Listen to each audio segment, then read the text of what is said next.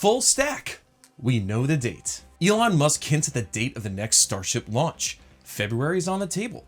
New information regarding the future of Roberts Road. Florida built Starship in 2024. The United States' first moon landing since 1972. What's the plan? And Orbex is working on an unusual rocket. My name is TJ. Welcome to What About It. Let's jump right in. Starship Updates. It's been a while since we saw a fully stacked Starship at Starbase. While this one may look ready, there's still quite a bit to do before it can take to the skies. We finally got an estimated launch date from the boss himself, Elon Musk. Want to know more about the third flight? Come with me. Looks like we're once again in the phase where SpaceX wants to answer the question, how many times can Starship be stacked and destacked before a launch? I love this game. This is a great game. For Ship 24, which took part in the second flight, this number had to reach 5 before finally taking to the skies. For Ship 28, we're already reaching 2. Its first lift by Mechazilla arms occurred overnight between February 10th and 11th. Fully integrated Starship stood majestically before us for just about over 24 hours before it was disassembled once more. The reason behind this cycle of stacking and destacking likely has something to do with either the hot staging ring or the quick disconnect arm, given that engineers were observed working on this area. Whatever the issue, it was quickly resolved, as on February 13th, our new live camera caught some impressive images of Ship 28 being restacked. This is only the beginning. We've been working on this setup for months now, and we're almost ready to release it to the public. Stay tuned. It's gonna be awesome. A closer look at the pictures from the lift reveals an interesting change of Ship 28. Incorporated into the base or skirt of this prototype are 3 pipes. This modification is a great example of SpaceX's iterative design approach. The inaugural flight of Starship was far from flawless, although it did successfully clear the tower, meeting its primary objective. The mission ended with the rocket disassembling itself in midair. While that wasn't the outcome we were hoping for the first launch, it revealed significant design flaws. Most notably, they weren't able to prevent a fire on board, which inflicted damage on the engines and severed connections between them and the onboard computer. This issue rendered the rocket unresponsive. In response, SpaceX significantly enhanced the engine bay purge system, amplifying 10 times the amount of stored CO2. This modification allowed it to expel any oxygen from the engine bay, effectively preventing the possibility of a fire, a measure that proved successful during the second flight. Similarly, the inaugural launch revealed the flight termination system wasn't up to the task. As it caused damage to the ship's tanks, the rocket continued to spin uncontrollably. Here, again, SpaceX tested a new solution, and thanks to the iterative approach, was able to implement it on Booster 7 and Ship 25. The transition from the second to the third flight also incorporates further lessons learned. For instance, last week we saw the addition of anti-slosh baffles, which the lack of may have contributed to the destruction of Booster 7 after its boost back burn. Another valuable lesson was the destruction of Ship 25.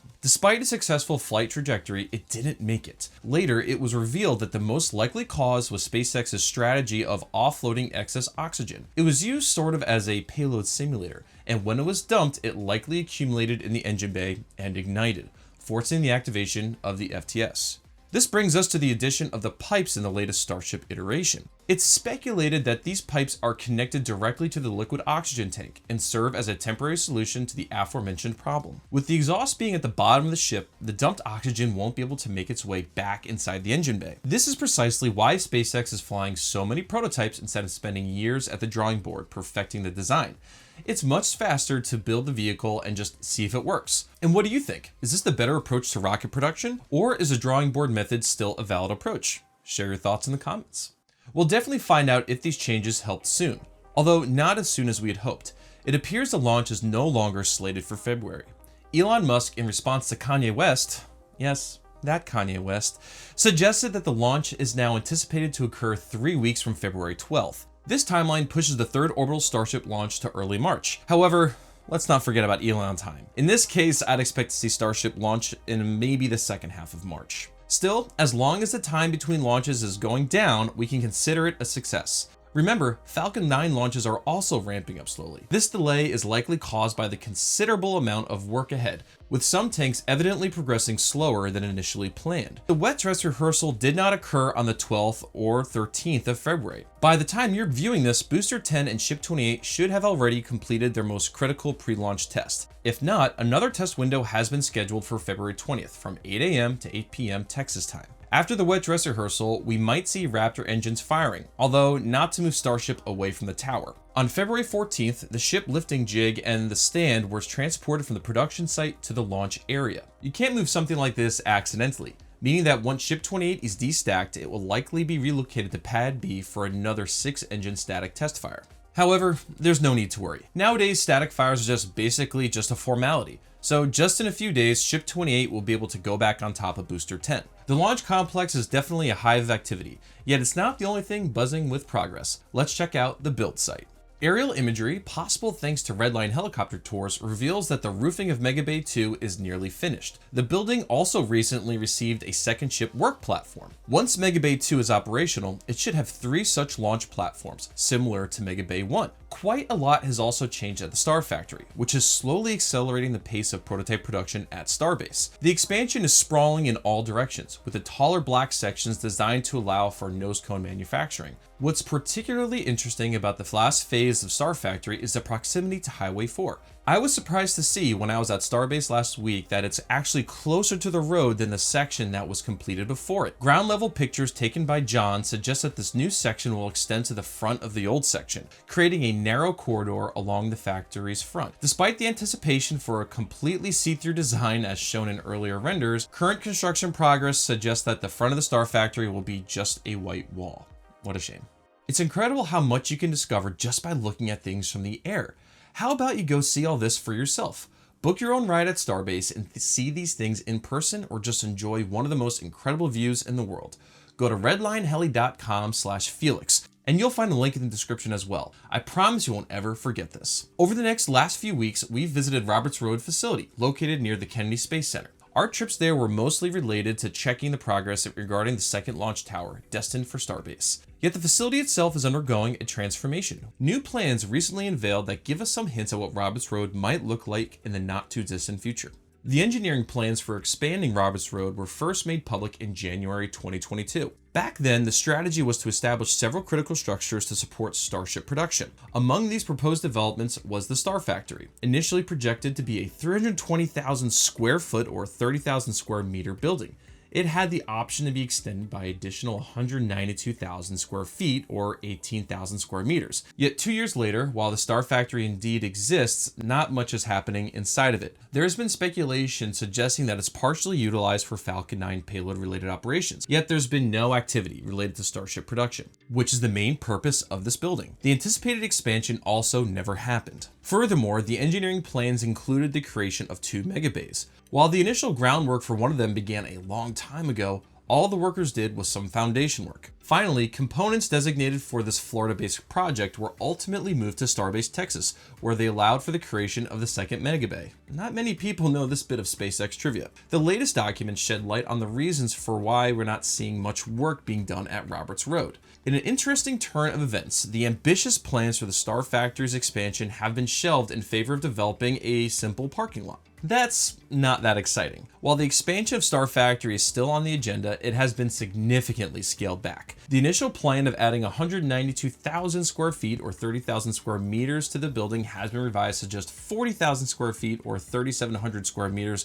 to the north of the existing structure. The area behind the factory, designated as a laydown/build yard, will likely just serve as the original function, which is the assembly site for Mechazilla's chopsticks. The same can be said about the tower building area. Not much is going on to change here. The revised expansion plan also casts some doubt on the future of the second megabay, which has vanished from the site's layout. On the upside, a curious addition to the plan is the point labeled "Drain from Bakery." Wait, is SpaceX baking cookies? That's unlikely. The term bakery probably refers to the furnace used for the production of baking Starship heat shield tiles. The specifics of the heat tile production process remain largely under wraps. It's speculated that one such furnace is located in the Cocoa facility in Florida. There might also be a small bakery at Starbase, parts of which were spotted in June of 2021. Having a tile production facility at Roberts Road would be the logical next step, especially as Starship prototype production is anticipated to shift more towards Florida in the near future.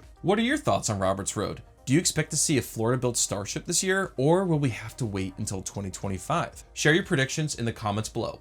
We love reading them. Now you've watched more than half the video and you're still watching. Thank you. This means a lot. We've looked into our channel metrics and there are over 2 million returning monthly viewers who have not yet subscribed yet. Help us improve the channel further by double checking that you've hit that subscribe button so that you don't miss our updates. While checking, hit the like button and consider becoming a wise supporter for exclusive SpaceX updates. With it, you get access to daily Starbase photo galleries, now including orbital, aerial, and ground photos of SpaceX's progress and countless other extras on top. And no matter how much you decide to give, everyone gets the same supporter content access. You decide what you want to give. Check out our website as well. Launch previews and closures and the latest weather report in our multi-stream viewer, whataboutit.space. The link to our Patreon page and the new website is in the description. Thanks to all our supporters who fulfill the dreams of our team. We can't thank you enough. You're awesome. And before we jump to more news, we have a special friend Felix wants to tell you more about. Thank you, TJ. Today I want to show you something extraordinary. This is not a sponsoring. This is the work of An Zhuang, the mastermind behind morethan3d.com. A Rolls-Royce jet engineer during the day and one of the best 3D print magicians in the space community at night. He's been sending me models for years now. Many of the props on my set are from him. And now he has something new that he'd like to promote, and you know what? We'll do that for you for free on You Rock. If you're looking for absolutely fantastic 1:200 scale ship models that you can even take apart, oh please wear flaps, magnets, including glowing plumes or any other props you just saw, go to morethan3d.com. And Anne is even throwing something on top for you. If you have a 3D printer and don't want to order the ready-to-assemble models, use the code FELIX10 at checkout to get 10% off the STL files of either the ship or the booster to print them yourself at home. I mean, look at these. Thank you, Anne. The Y team and the space community greatly appreciate what you do for all of us. All right, fantastic rocket models, back to TJ. Thanks, Felix. And now we go to the news. Did you know that no US-made spacecraft has achieved a soft landing on the moon since 1972? When Eugene Cernan and Harrison Schmitt bid farewell to the lunar surface, they not only marked the last human steps on the moon for decades, but also concluded the era of US lunar landings in general. In the years that followed, several probes made impacts on the lunar surface, but that's nowhere close to the challenge that is a soft touchdown. However, the spirit of lunar exploration is experiencing a revival in the United States, thanks to the Commercial Lunar Payload Service Program. This initiative offers companies money for delivering stuff to the moon. To date, only one of the 8 missions contracted under this program has launched, the Peregrine Lander. We tracked its journey back in January, only to witness the spacecraft suffer an anomaly after separation, leading to its return to Earth's atmosphere. February 15th presented another shot at lunar glory for the launch of the Nova-C lander on the IM-1 mission. The mission was originally supposed to launch on February 14th. However, the launch was scrubbed due to an off-nominal methane temperature reading. However, reaching the moon involves more than just a successful launch. Initially, Nova-C is programmed to perform an autonomous commissioning procedure, verifying the operational status of the cold gas helium thrusters. These will be used to counteract spin motion and position the lander towards the sun to maximize solar power generation. Following this, the engine commissioning phase begins. This involves gradually chilling the engine using liquid oxygen and methane, leading up to the first ignition. During this phase, the engine's gimbals and throttle capabilities will be tested, allowing the company to plan 3 trajectory correction burns. These maneuvers, executed through brief engine firings, will fine-tune the spacecraft's path towards the moon. A critical milestone of the mission is the Lunar Orbit Insertion, or LOI. Without this maneuver, the spacecraft's trajectory would cause it to bypass the moon, slingshotting it into an orbit around the sun. To prevent this, the lander will reignite the engine as it approaches the moon, enabling it to enter a stable circular orbit at an altitude of 100 kilometers or 62 miles. Success here will pave the way for the final round of preparations, such as calibrating the navigational cameras ahead of the lunar landing. After completing 12 orbits around the moon, Nova-C will begin its descent phase. It starts with an engine burn to lower the Paraloon, the orbit's closest point to the lunar surface, to merely 10 kilometers or 6.2 miles above the targeted landing site. Following a 1-hour coast, the engine ignites again, maintaining thrust until the lander's final touchdown on the moon. During its descent, the lander will slow down from 1,800 meters or 5,900 feet per second, aiming to reduce the speed to just 1 meter or 3.2 feet per second by the time of landing. Subsequently, the lander will adjust its orientation to point its hazard navigation sensors towards the landing zone. An onboard computer will then select a safe landing area when the lander is approximately 30 meters or 100 feet high, slowing its descent to 3 meters or 10 feet per second. It reduces its speed to the final landing velocity of 1 meter or 3.2 feet per second before touching down in the Malapert A crater. I love that this landing site is really close to one of the potential Artemis 3 landing sites in the moon's South Pole region. While Intuitive Machines, the creator of Nova C, have not disclosed the precise timing of the mission's maneuvers, we do know that this landing is targeted for February 22nd. Historically, out of the 144 lunar missions undertaken by humanity, 61 or over 40% have failed. Yet I believe this time we will make it, and Nova C will be able to lower this statistic. Fingers crossed. Shifting our focus back to Earth, we have news from Orbex, a small space company from the United Kingdom. Currently, they are in the process of developing an intriguing rocket named Prime. Standing 19 meters or 62 feet tall, this micro launcher is designed to deliver payloads of up to 180 kilograms or 400 pounds to Sun's synchronous orbit. It's slightly taller, yet a bit less payload capable than Rocket Lab's Electron. The rocket is made from carbon fiber, with the first stage using 6 engines and the second using just 1. However, Orbex has made some interesting design choices that set Prime apart from traditional rockets. When it comes to selecting rocket fuel, the usual contenders are kerosene, liquid methane, or liquid hydrogen for the more daring. Orbex, on the other hand, has opted for propellant known as bio-LPG, essentially propane derived from renewable sources like vegetable waste material. Beyond the claimed environmental benefits, propane offers one specific technical advantage: its freezing point. It's equal to negative 188 degrees Celsius or negative 360 degrees Fahrenheit. While the typically used oxidizer, liquid oxygen, boils at negative 183 degrees Celsius or negative 297 degrees Fahrenheit. This creates a narrow window in which both propellants can be stored in liquid form, which allows Orbex to employ an unusual tank structure. Typically, liquid-fueled rockets utilize one of two approaches when it comes to mounting the propellant tanks. The first one is to have tandem tanks with external piping, where one tank sits on top of the other, connected by an external pipe leading to the engines. One example of such approach is the Atlas V rocket with its visible LOX pipe. This is also the reason as to why most Atlas configurations feature asymmetric booster placements. Another approach features tandem tanks with a common bulkhead and internal piping. This method is employed by Starship, thanks to the parts we know as the common dome and the methane downcomer. However, Orex Prime introduces an innovative configuration with its recently planned system of concentric tanks. In this design, the fuel tank is encased within the oxidizer tank, allowing the rocket to adapt a wider rather than taller profile. This architecture significantly simplifies construction by reducing the complexity of plumbing and eliminating the space typically required to separate the tanks. Sounds cool. So why isn't everyone using this configuration? Unfortunately, this approach won't work with most cryogenic fuels. For instance, methane won't freeze if located in direct thermal contact with an oxidizer tank. However, as I've mentioned, this isn't the case for propane and oxygen, which can both remain liquid at the same temperature, making them ideally suited for this tank configuration. Both can be stored next to each other without thick insulation in between. Recently, Orbex was actually able to patent this specific configuration of concentric tanks, and they even shared a picture of what appears to be a cryogenic test of such a tank. Unfortunately, the company seems to have taken a Blue Origin approach, meaning that they don't share anything until they reach a huge milestone. Despite this, their Prime rocket should launch later this year from Scotland's Sutherland spaceport. And that's it for today. Remember to smash that like button and subscribe for more awesome content. This fuels the algorithm and it helps us immensely. Check out our epic shirts at your favorite space nerd store. Link is in the description. And if you want to train your space IQ even further, watch this video next to continue your journey. Thank you very much for watching, and we'll see you guys in the next video. Bye. It was quickly Okay. Oh my god, do I need glasses? I really don't want glasses. With